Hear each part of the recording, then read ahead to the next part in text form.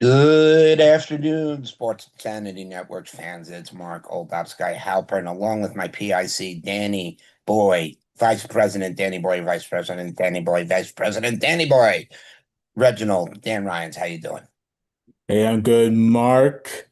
Uh, the duo is back just as the Knicks are on a 7-game playoff winning streak. Um, put you in good spirits, I guess. Oh yeah, it did. Now, for most of you who don't know, during the towards the end of the Hawks series, I had to go in for neck surgery, so I was not home during the 76ers route, and Dan was away on work, so he wasn't able to do anything. So the reason you haven't seen us is not because we weren't cheering on our Knicks, it's because one of us was in the hospital getting fixed, meaning neck wise, and the other one has just been so busy with breaking news from everything from the Middle East all the way back to America and hasn't had 5 minutes to breathe himself. Yeah, So a we're lot here of to, a lot of shootings happening. yeah, we're Yeah. here to catch you up from where we left off on and to where we must go. And we're lucky the third round hasn't started yet, so we get to really recap the first two rounds. We recap most of the Atlanta round, but we'll get into the 76ers round and we'll talk about it. Poor Joel Embiid. Mm. Okay, and that made that no offense. When that happened, I knew the Knicks were winning the round. They, I mean, can I just be real with you? I'm stunned that the Knicks wrapped up this series so quickly. And it was a no contest. This was a landslide victory in the series.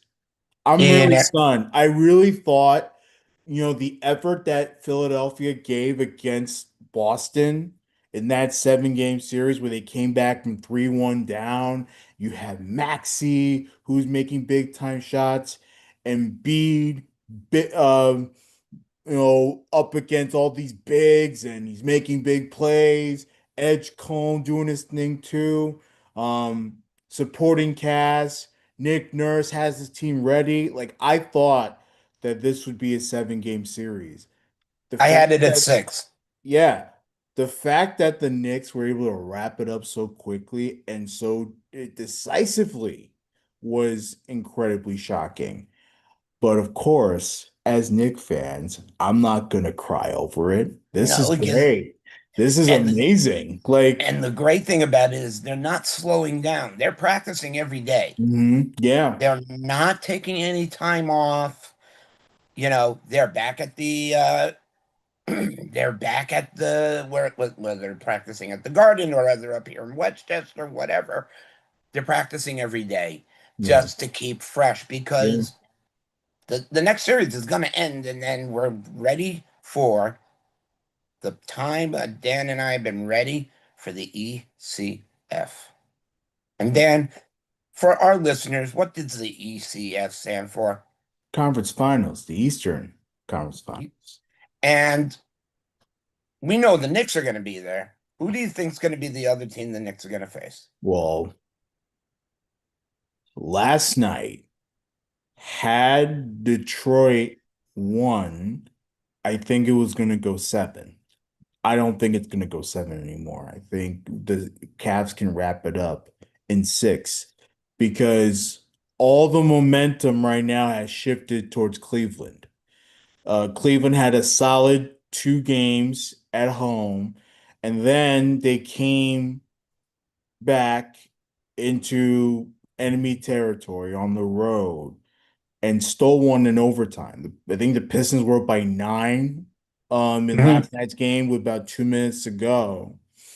And the Cavs came storming back, forced overtime. I think they had a chance to win it at the buzzer in regulation. Didn't quite happen. But big plays by Spider Mitchell. Um, Harden was solid.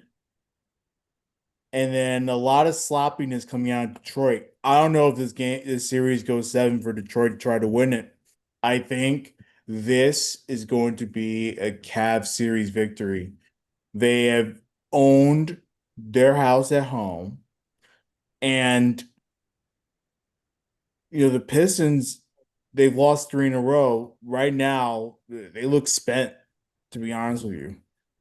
But they're not showing much of any strength. It seems to be a lot of weakness. Now, look, we're talking into the 90 count games now, where we're past 90 games played. Doesn't matter. Mm. You could be 150 games in. You should be playing at the level you're playing. I think Detroit is worn out.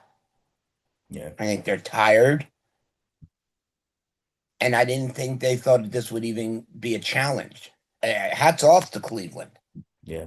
Scares me enough, but hats off to Cleveland. Yeah, I mean, both teams had to endure 7 game series to start the playoffs. And then, of course, you have this series, which is going to go at least six.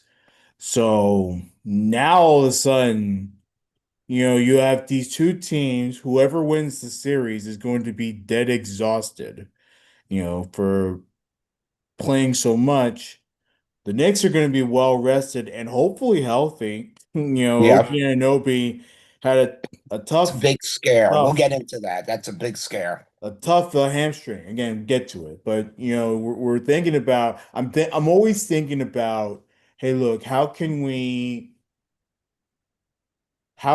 show up that we're gonna have a great chance to make to the finals? And again, I'm not saying they have to win the finals because I know the circumstances. Oklahoma City is a world beater, and I'm not expecting the Knicks to, whether it's the Spurs, the Timberwolves look great too. Oh, that, well, yeah. I'm not expecting the Knicks to win the finals, and that's okay with me with the amount of rest they got and a lot of practice and a lot of watching and certainly a lot of scouting, get to the fucking finals, dude. Like, you know, You know, as the Knicks are sitting and watching, the good thing for the Knicks is they're getting to watch the games, but not watch them while they're playing. They as a team can sit back and have a team quote unquote night, but not just to watch the game, to watch how they play. yeah. This is a perfect time for the Knicks team to get a little bit of an edge up to watch how the ball is moved. Get in there, watch the games, bring some popcorn, a couple of sodas, get that leg up. Now, we got here pretty quickly. We walked through the Hawks, then I went in for surgery. Danny Boy was dealing with all this stuff with the news. So we're gonna recap the fun Sixers uh, part of the playoffs, and then we'll get you ready for the next part. So the first game, the Knicks blew out the Philadelphia 76ers 137-98. Game highs as from usual suspects, as always, don't have to go into them all. Brunson with 35, and then Brunson with 35 was really not the big one. But everybody in this game, Dan, had a basket, including the bench. Everybody played a point in this first game. And to me, that showed a difference in Mike Brown's thinking from the last series. Yeah. I mean, the Nick bench from the start of the series, and again, we're still on game one here, really showed one, how deep they were, and two, how explosive the offense can be. And that you don't necessarily need, the big time players to make big time plays. Um, One person that up to this point that I had been really, really happy to see succeed, and of course, it's carried over as the series went on. We'll talk about it. But it's Mikal Bridges. Mikal Bridges, when we talked about Mark all season, how he has been so inconsistent and up and down. We're very frustrated by his play. The end of the Hawks series and then the first game of the Sixers series, we're really starting to see a different side of Mikal Bridges that is very helpful to the team. the defensive side. Of course, in this particular game, he actually scored in the double digits, which is very nice to see. So he's not making all these errant shots and, costing teams possession. He is actually being a helpful force that the Knicks have been needing for a long time. And I don't know what it is about Mikal Bridges in the playoffs, but all of a sudden he's like, okay, well, maybe he's worth all the 5 picks that we gave him, right? Well, that was the reason why the Knicks gave the way he played when the Nets were, up and in it. Yeah. Cal Bridges was the name, before he was with the Knicks, that not just the Knicks wanted. There were a bunch of teams that wanted Mhm. in on Mikal Bridges. Yeah. So it's not like he was an unwanted person and he just fell in the Knicks' lap. The Knicks won the bidding by, I don't want to say overgiving, but I think they paid a little much to get what they got out of him in the regular season. But Dan's right. When the playoffs arrive, it's a new Mikal Bridges. I would like to see him do more of that over the season than um, just in the playoffs. But one thing that Dan alluded on is that during this series, and I want to touch on it now because it's actually probably one of the most big importance, is injuries happen in basketball. And most injuries you see in basketball rarely happen to the upper portion of the body unless you fall to the ground. So, where are you looking at in basketball? You're looking at quads, knees, feet, and ankles. The most unforgiving parts of the body when they get injured because they take forever to heal. OG Anunoby went down in this series with if I get it wrong, Dan, correct me, with not a tear, it's a sprained ACL. It's a hamstring. Okay, I screwed it up. Okay, that's why I said for Yeah. Dan to. So it's a strained hamstring, so which we know if you watch football, if you watch baseball, even if you watch hockey, a hamstring takes time to recover. It's not something that you put up in a sling and you take some ibuprofen and it goes away. It's one of the more sensitive muscles in the body because it carries so much load. And for this sport, between having to pivot left, right, turn around, run this way, and jump, the hamstring is going to hinder him. And as of right now, he's going to miss at least the first game. Well, there's optimism that he's going to return at some point. Again, we don't know when. They're hoping for game one, but we don't know yet.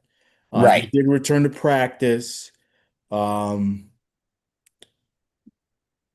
Look, like I said, hamstring strain. Again, it's tough to heal. Like you can't. But look, he's a workhorse. He wants to play, and luckily the Knicks wrapped up the series so quickly that he could rest and Right. focus on that. Because can you imagine if they had to play like you not even knowing whether or not they were going to get to the ECF? Like, you know, I don't know. It would be really tough. Even not to have him in the ECF. The Mhm. question becomes on the bench is let's say he's not ready.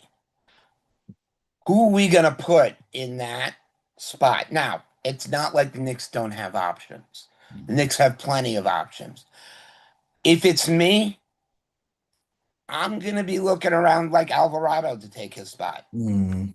And I'm saying going by what ESPN and every other thing, they're saying he will not most likely not be ready for game 1, but could be back in game 2, which I think is a pretty much realistic timeline as of when he got injured. I would think Alvarado would be the person, in my opinion, I'm saying, to fill in for him with his experience, his body work, his aggressiveness, I think would be somewhat equal to what OG brings. What about you, Dan? I think Landry Shamet has come in because, at least from an offensive perspective, Landry Shamet has actually provided a nice complementary play for the Knicks in with the OG's absence. So that was pretty nice to see. Obviously, uh, Alvarado is terrific as well, so I'm not going to discount him too. But certainly Landry Shamet since game three has been terrific. Um, and like I said, people are stepping up. When Cat isn't going to score, you know, 20 plus points or get his triple doubles. We've seen the likes of Mikal Bridges too. So good to see him step up. Josh Hart obviously has always been a threat. Look, the reality is the Knicks are a lot deeper this year, and thank God. Thank Yeah, goodness. and you can thank Mike Brown for that. Hmm. And look, I'm not making a slap at Thibodeau. Thibodeau is a great No, coach, great coach. It just his coaching style didn't fit the Knicks' player style. That was the only difference yeah, in real terms. it's just different approaches. Right. So And I it don't want anybody to think I'm saying Thibodeau is a bad coach. He's not. No, I He's mean, a good I wanted coach. Tibbs to stay, and Yeah. I still stand by it until Yep. So do I. And Mike nothing Brown, against like Mike until Brown. He's done Mike a great Brown job. wins the Eastern Conference. I'm still going to stand by that. But here's what I will say that I'm going to give credit not only to Mike Brown, but to Leon Rose. It's for identifying, hey, look, maybe we do need to shore up our bench. And maybe because of the way Thibodeau coaches, that we need to find a different coach that is going to tap in to this new plan. So, in that sense, I do have to give those two a lot more credit because Mike Brown did what he said he was going to do. He's going to rest a lot of his starters during the season. Again, nothing crazy, not like LeBron, who sits out, a bunch of games a year. That's not what we're saying. Jalen Brunson played when he was healthy. Mikal Bridges, despite his awful play, played when he was healthy. Cat played when he was healthy. So it's nothing about those type of rest days, but not having to have them play 40 plus minutes a night. And I know there were stretches where they had to do that because the Knicks were struggling mid-season, but it wasn't as egregious as Tibbs in 2024, 2025, where every single night they were playing 40 plus minutes. So I will give them that credit. Um, coaching is the word style I want to put in quotes because everybody has a different one. Every coach has a different style of coaching. It's a question on how fast your players can pick up on that coaching style and run with it. Obviously, the Knicks had no problem coming together with Mike Brown because we see what's going on. Moving on to the next game, which was actually the game to be the most concerned about, Yeah. as the Knicks did win, 108, but to 102. Now, this wasn't a blowout win. This was the most cohesive win Mhm. from the Knicks in this stretch. This was the only non-blowout game. Yeah. The Knicks come away with the win, well, of course. Honorable mentions. We got Jalen Brunson with 26. OG still was in at this point, 24. Towns with 20, and Bridges with 18. I want to repeat that. I don't want to talk about Josh Hart because Josh Hart is not in there to score. He's in there for the other statistics. Josh Hart has become the new Draymond Green without the violence. Um, that's what it's become. Mhm. Um, 20 points from Towns and 10 rebounds. You can't argue that. Bridges put up 18 points the and gave 5 rebounds. The 3 pointers weren't there. Fine. I'm sorry. And then Brunson, 26, 6, 3, and 1, and then this time he did not use every Friday from the bench. Mitchell Robinson was the biggest miss from this Yeah. lineup. And I'm going to throw this question to Dan. And we know he was out with an illness. He wasn't feeling well. Okay, the Knicks have other players they can put in his stead, but without Mitchell Robinson, is that Yeah. why this game was so close? That and Karl Anthony Towns being an idiot and getting into foul trouble early. I think he had like three fouls midway through the second quarter. I mean, I'm gonna. This is where I will give the Sixers credit. They knowing that there was no Mitchell Robinson to come in to the game and be a threat down low. The biggest man they had out there was Karl Anthony Towns. And of course, Karl Anthony Towns at that point had been, the most consistent scorer, the most consistent rebounder, and of course, the guy that can just body anyone up. Like they could just put anyone on it and he'll dominate. So getting him off the floor and forcing the Knicks to use the likes of a Hook Porty and um a Sohan or whatever his name, Yeah, yeah, like yeah. Jeremy Shawn. like using the likes of those people, knowing that they have absolutely no experience, just to protect Cat from not getting into too much foul trouble because there were a lot of ticky-tack foul calls from the refs that game. Game was Ticky-tack foul yeah. calls. That Um, but there, foul there were calls more. nonetheless. You got to be smarter on the floor, There you was know? more calls in this game than there were flags thrown in the entire NFL season. Yes. So the Sixers adjusted. They got Cat out of the game and forced the Knicks to play small. Knicks had a lot of issues playing small. The Sixers had a lead in this game. They played well in the second quarter. Yep, Um, Third quarter was a nail biter, and then of course the Knicks were able to pull away in the fourth by making their own big time plays. Cat staying out of foul trouble. I think right. he only had four in the game or something. And which of course, knowing that he had three in the second You're quarter right. You're is right. Four. tremendous job by Yes, Cat only picking up keep his one in the second half. to keep his composure. So the Knicks were able to utilize their game back to the big man, back to the timely hoops, all that stuff late in the game. And then of course Sixers had no answer. So it was a game that gives the Sixers a lot of credit. Obviously, the fact of the matter is the Sixers are just perennial losers in the playoffs, man. Like I that's mean, what if it comes down to. you look at the quarters as Dan put, it was a very close game in the beginning to even to put up the fact Philadelphia won the first quarter. 33-31. The Knicks gained the point back in the second. Dan couldn't have said it better. A nail biter in the third as it was even all the way through. And the fourth quarter, it wasn't a big routing of points. Both teams were exhausted. And the Mhm. Knicks were just, I don't want to say seasoned, were just more conditioned to play out and be able to pull ahead to go ahead and win this by 6 points. So we got the Knicks now 2-0, and now any team being up the first two and then having to go into the land of, you know, not milk and honey, but you get to go into the place where you're going to be most hated. You're going to Philadelphia.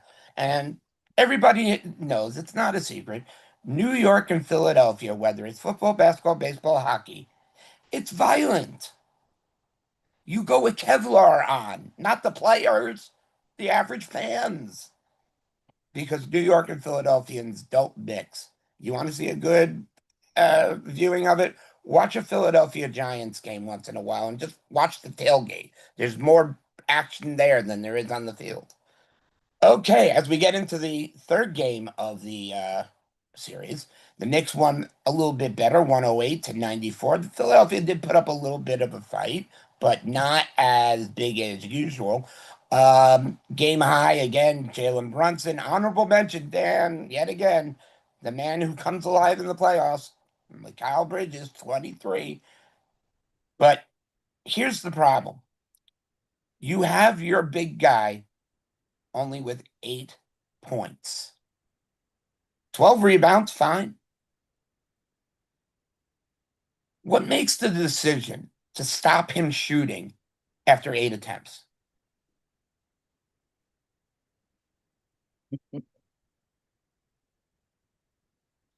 Oh, it's a serious question. Oh, I'm sorry. I'm sorry. I did kind of make it kind of like lame. I didn't bring it to you. Sorry. Dan, what's your opinion on what is your opinion on the fact that after 8 shots, Carl Anthony Towns stopped? I mean, look, I'll say this. Like I said, this is another one of those games where, a little more quieter than usual for Cat in these playoffs. I guess the Sixers once again gave him fits. He was also another foul trouble. Another game where it was just foul after foul after foul after foul. And of course, that could be incredibly annoying.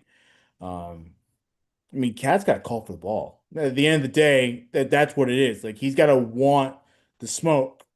And for whatever reason, in this game he didn't. Now he did have 12 rebounds that contributed to points, so good, but you know, it's whatever. Like, look, you can't, you're not going to complain about it. Brunson had 33, Bridges had 23. Shaman off the bench, he played 26 minutes, had 15. So they got their contributions from the people that, you know, were certainly needed in this game without OG and Anunoby. But yeah, no, Cat's got to want it. Like I feel like the Knicks could have really blow them out in this game. I really did. With the opportunity, I don't like to say opportunity because he was out. With the fact that OG was out, this gave a great chance for other players to step up. Let them run with the ball. Do something. You already have the lead. Let's see what else has happened. It makes it change. And I just love that picture, don't you?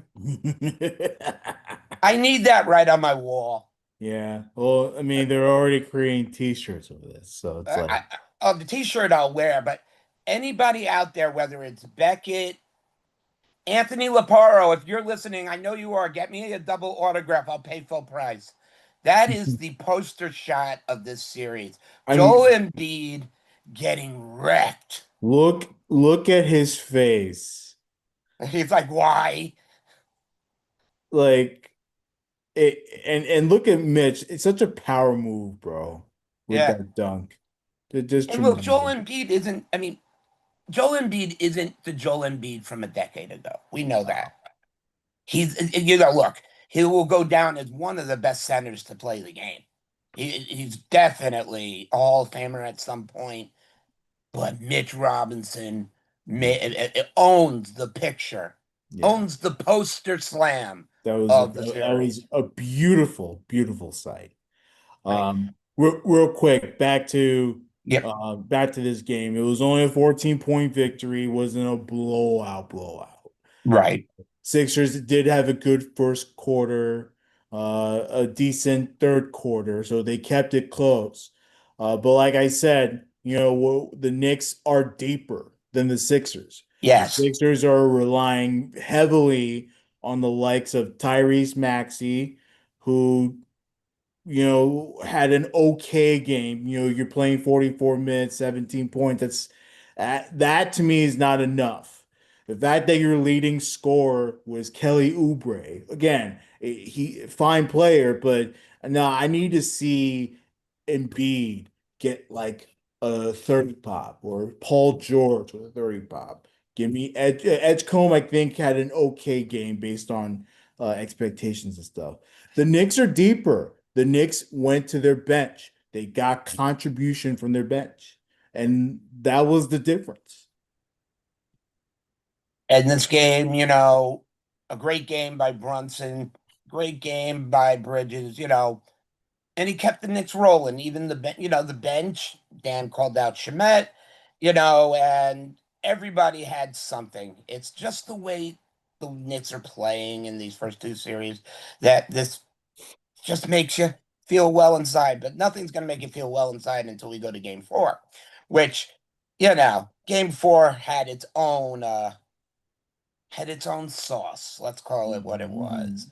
Mhm. Okay. Game four is usually a game where if you're down 3-0, you kind of think you're going to go to a game five because no team at this level wants to be swept. So you have to have it in the back of your mind that you're going to see a Philadelphia team you haven't seen this whole series. They're going to play the best that they could. Yeah, they played like shit, to put it minorly. The Knicks came out and game high. Let's see. No, it wasn't a guy by Towns. Josh Hart wasn't the guy. Mikal Bridges wasn't the guy. It Nah, wasn't even Brunson. nah. Miles Bridges. By the way, before we get into this, hats off to Bridges with 2 blocks in game three. Mhm. 2 blocks from Miles Bridges in game three. Forgot to mention that. Miles Bridges with a game high The 25. McBride, you mean, Miles. McBride, sorry. McBride. 25 points in this game. 7 and 9 from 3-point range. He was the Michael Jordan. I don't know. He was just going with it. Brunson 22, and those were the only two in the 20s. Towns, Hart, both with 17. Bridges didn't have to do too much in at 12. The offensive numbers is not what I want to look at here. Karl Anthony Towns had his worst rebounding night of the entire year, a total of four. Four. Not four on the offense and then four on the defense. Four. But he had 10 assists. Josh Hart said, I'll clean up the boards. He had 9 boards. Mikal Bridges and Brunson and McBride all had 4 boards. Bridges and Brunson, 6 assists. They did it a different way. Yes, they were putting up points. Everybody on this team had points. But the defensiveness of this team was what was being shown. The Knicks weren't scoring points just because they were routing. They were scoring points by rebounds and then move in transition. And that's what's going to be an important part when you're going up in the ECF. This isn't going to, the Knicks aren't going to play the laid back team. This is I mean, we don't know yet, but let's say it is the Cavs, Dan. The Cavaliers run all game. They don't stop. This is probably the most equal matchup. The Knicks versus the Cavs. And who do we worry about most when we say the Cavs? That's going to be Donovan Mitchell because he's always owned the Knicks. And that's a scare. But the Knicks win this one 144 to 114. Get to go home and relax. Game. And chill out. It's great. I mean, no contest. 11 3-pointers in the first quarter, tying an NBA postseason record. 25 3-pointers total, tying an NBA postseason record. I mean, and then of course you mentioned Deuce McBride leading all scorers. No one didn't have that in my bingo card, to be honest. I did not. But he was phenomenal.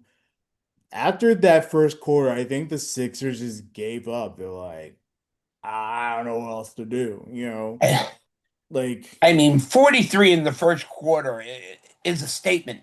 It's saying we're not going to slow down. We'll let you play, but you're not going to get to play on our court. You know, the Knicks creamed, destroyed, bomb blasted. I could come up with a lot of them. I love the source. Now comes the one part that any Knick fan hates. It's the wait. We gotta wait and see because if the Cavs lose tonight, they go to a game seven, which is not bad for the Knicks. It's an extra day of practice, an extra day of watching this team play, but it's also an extra day of that team playing. That means more wear and tear on the body. So yeah. whatever team is going to come to New York is going to come tired. And that's the key I want to use. Because to get here, both of these teams have had to go through strenuous series each time. It wasn't cakewalks. Yeah. And you're going into the biggest venue now that the Lakers are out of it. Oh, did I mention the Lakers are out of it? Lakers are out of it. Um, Madison Square Garden is the scariest place to go to for game one right now. That garden is ready. It's not Boston. So my nerves are different. I'll be honest. I want the I want the team that I want that has the player that should have been a Nick. I want the Cavs. And I know Dan, I can see the look on Dan's face looking at me. I want the Cavs, and here's why. Donovan Mitchell should have been a Nick. I don't care what anyone says. I think they dropped the ball when they had the chance, and Donovan Mitchell should have been a New York Knick. I want to see the Knicks go out and play and win a tight series. And here's why. The only way you're going to beat the best, and the best isn't in the Eastern Conference. I'm sorry, ladies and gentlemen. I'm going to say it. The Western Conference has it. They have the teams that are better. But the only way the Knicks are going to be able to contend is if they play a team and they play a team that's going to be almost as equally as tough as what they're going to face in the finals. Give me the Cavs. The Cavs will keep them on their toes.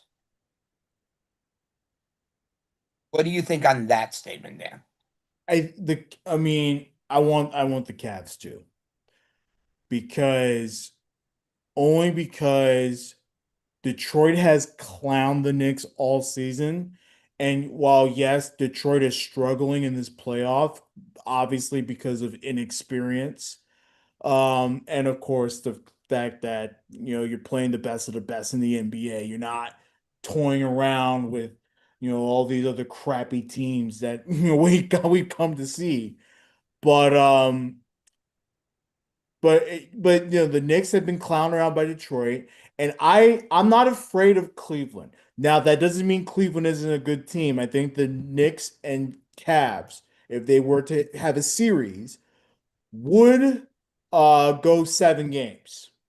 And I know I called for 7 games this past series, and I was dead wrong. I had egg in my Oh, face. I was greatly surprised too. I said six. Um, but no, like I think that this Knicks Cavs series will go 7 if it happens. Which even though I would like for the Knicks to have their easy way to the NBA Finals, just like they had their easy way to the Eastern Conference Final. Um, I just think that it's a good matchup, and to be quite honest, the Knicks kind of need the adversity. You know, like Right. Perfect word.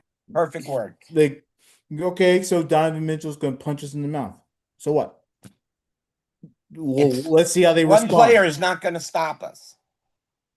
One player is not going to be the change against this Knicks team. I don't want the Pistons. I really don't. I want the Cavs. Okay? And that's going to happen in, it very well I mean, very well could know tomorrow night. If not, we will know Saturday. We will know Sunday. We will know who the Knicks are going to play. But I just want to take a quick look on the other side of things, the way things are going and pretty much the way Dan and I pretty much laid out. Hats off to Minnesota for just forcing another game. They played really well the other night. The Lakers took a kicking in the ass by the Oklahoma City Thunder. Let's face it, we didn't expect the Lakers to be able to do much. Oklahoma won that series for nothing, winning the final game 115 to 110. Dan, the reason why I'm going into this is the ultimate question that's been passed around not only on different pods that I've been watching, but actually on regular ESPN. Is this the end of LeBron James?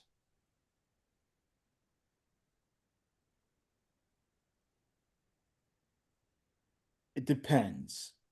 I think. I think we've seen the last of LeBron, but that's up to LeBron. To be honest with you, I think it'd be better for the Lakers if they moved on from him. I mean, If, look, if he sorry, wants to play, if he wants to play another season, you can go ahead. It just can't be with LA.